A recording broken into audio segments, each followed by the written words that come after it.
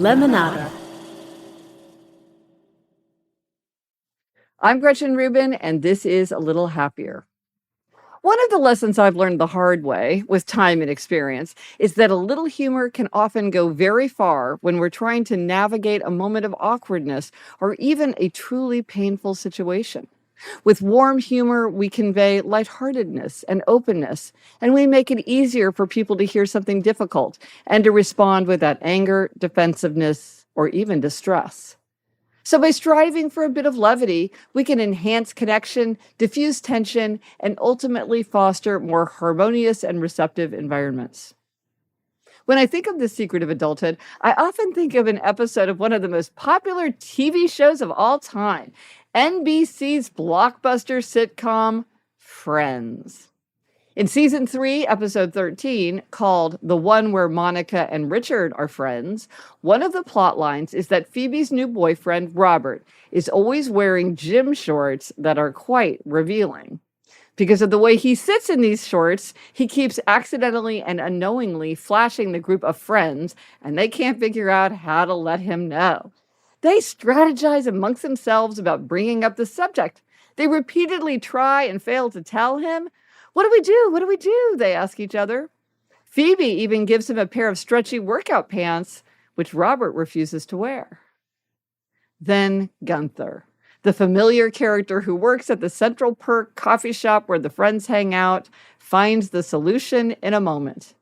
As Gunther bends over the coffee table to collect some items, he glances over at Robert, who is sitting slouched in his chair with his leg up on full display. Without a pause, Gunther says to him, "Hey, buddy, this is a family place. Put the mouse back in the house." Robert immediately understands and straightens up. Problem solved. Gunther makes his point at the relevant moment, calmly and with a bit of humor. Robert immediately understands and responds appropriately and without too much embarrassment. A bit of levity goes a long way. I'm Gretchen Rubin, and I hope this makes your week a little happier. From the Onward Project. Every year on the Happier podcast, Elizabeth and I invite our listeners to join us on an annual challenge.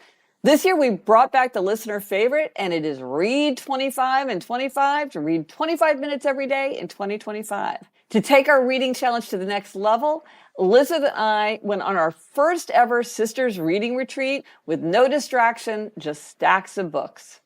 Gretch, I now want to do a reading retreat with Adam and Jack, but while we're away, our house would just be sitting there.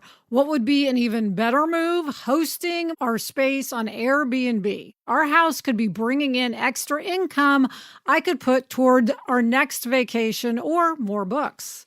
Whether it's a spare room, a backyard cottage, or your whole home while you're traveling, Airbnb makes it easy to turn your space into extra cash. You decide when to host and how much you charge. Plus, Airbnb offers tools to help you set up and support if you need it.